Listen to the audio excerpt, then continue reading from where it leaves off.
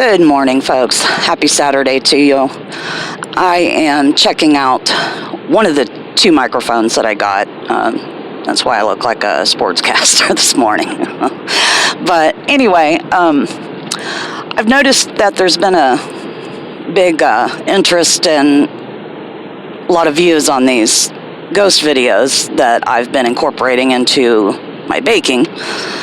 And, it doesn't always, I'm seeing also, it doesn't always work out that I have something to bake every day that I can do at the same time. So I thought while I'm out running errands this morning, I would just tell you all a story that was next on my list to tell you guys anyway.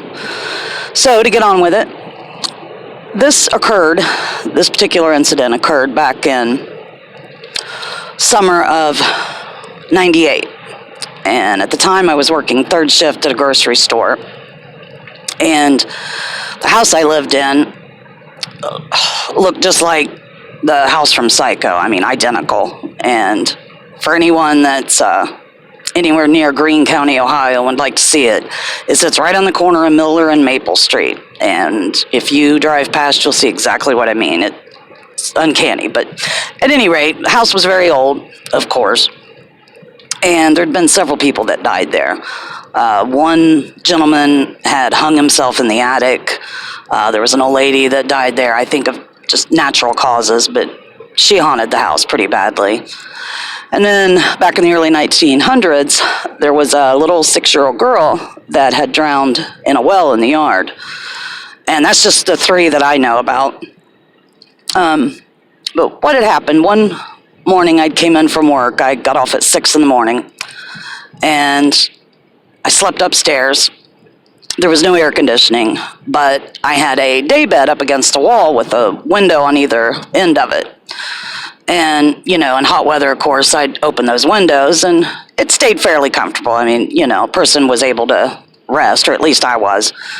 Well, one particular morning, a friend of mine had came over and knew that I would, be sleeping all day because of working the night before. So she came over and made her a pallet on my floor and laid there and fell asleep. She stayed up late intentionally so that she could sleep while I was sleeping. And then, we had plans that afternoon, early evening, because I was off the following night. But anyway, we're laying there asleep. I'm in my day bed. She's in the floor, like I said.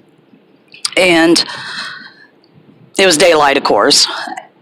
And when I would sleep in this bed, I always laid on my left side and then backed the entire length of my body up to like the headboard, backboard, whatever you want to call it, of that day bed. You know how they're set up. Well, I had been asleep for a while, and something was blocking my feet and the lower part of my legs from being able to stretch out and lay the way I, wanted to. I had a bad back, and it just, made it more comfortable for me to lay that way. Well, I, in my half-asleep state of mind, figured that my blankets had gotten wadded up down there, and I figured that's what was blocking me. So I sat up, opened my eyes to fix these blankets, and quickly realized it was not the blankets. There was a Grim Reaper-looking figure sitting at the end of my bed, up against right where I would have put my feet at. And I made some sort of, noise, like caught my breath, whatever. My friend on the floor woke up. She saw it too. And of course, we looked at each other like, you can imagine, we were looking at each other like, you got to be kidding me. So I commanded it to leave in Jesus' name, and it flew out the window at the end of my bed. Like I said, I had open window on each end. He flies out the window. Well, unbeknownst to me, there was another one of these creatures, apparitions, whatever you want to call it. And wearing the black robe, the hood, the skeleton face, the whole bit. The only thing missing was the big sickle, like a Grim Reaper supposedly carries. But as I was saying, there was another one of these in behind my head. And when the first one flew out the window. This other one that she and I were unaware of flew out behind it. Flew out behind the first one, out the same window. I mean, the cape thing that it was wearing literally brushed across the top of my head and face as it flew over me to go out the window. And, my friend and I just looked at each other like, do we have a mass hallucination going on here? I mean, we didn't know what to think. And we still communicate, and we'll talk about that once in a while, how incredible that was, and, the fact that we could never possibly forget it, yada yada. And to be honest with you, that was not the first time I saw something of that nature. I'm just going to refer to it as Grim Reaper, Death Angel, whatever you want to call it. When I was a few months pregnant with my oldest daughter, I was still living down Chillicothe area, and we had just moved into this old farmhouse that was like 121 years old. And I know what you're probably thinking, you need to quit moving into these old houses.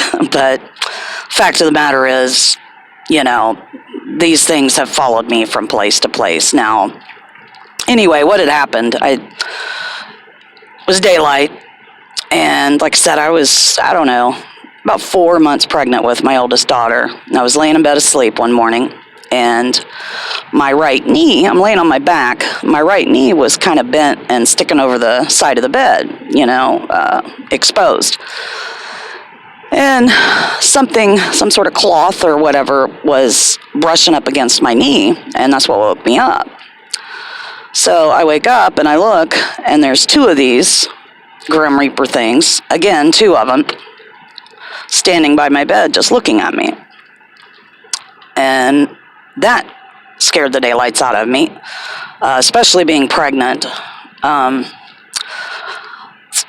First thing I thought of, if anyone's ever seen the first Conan the Barbarian movie, if you remember the scene where there was this pregnant lady, and she was heavily pregnant, looked like she was, at term, getting ready to give birth any time. Well, some witch comes along. This is in the movie. Some witch comes along and brings this pregnant cow in to the room with her where this pregnant woman was. And somehow or another, she switches the babies, and puts the human baby inside the cow and the calf inside the woman. I mean, just silly science fiction movie. But for whatever reason, that was the first thing that went through my head when I saw these two things. And obviously that didn't happen. They didn't have a cow with them, or anything like that, thank God. But, my grandmother, my grandma Snyder, my dad's mother, she was still living at the time. And she had had several experiences of that nature. And when I saw her a couple days later, I told her about the situation, and I said, what does this mean? Why were they visiting me? And she told me, she said, usually they represent death in one way or another. And so, I didn't know if I was going to die, my unborn child. Neither of those things happened, obviously, and thankfully. I did have a cousin by marriage that died a couple of days later, but I wasn't close to him at all. I mean, I only saw him at family reunions, so, if they were there to predict that or whatever, that's just about as strange as the whole incident to start with. So I don't recall anybody passing away after the incident a few years later with the daybed situation. I don't recall anybody passing away immediately after that. So I don't know. If anyone has any info on what those types of beings represent or why they appear to some people, I'd be really interested in knowing. So leave me your comments. Let me know what you think. And certainly if you have any stories of your own, let me know. I'd be excited to hear them. Well, I thank you for listening. You guys have a good day. And thank you for subscribing.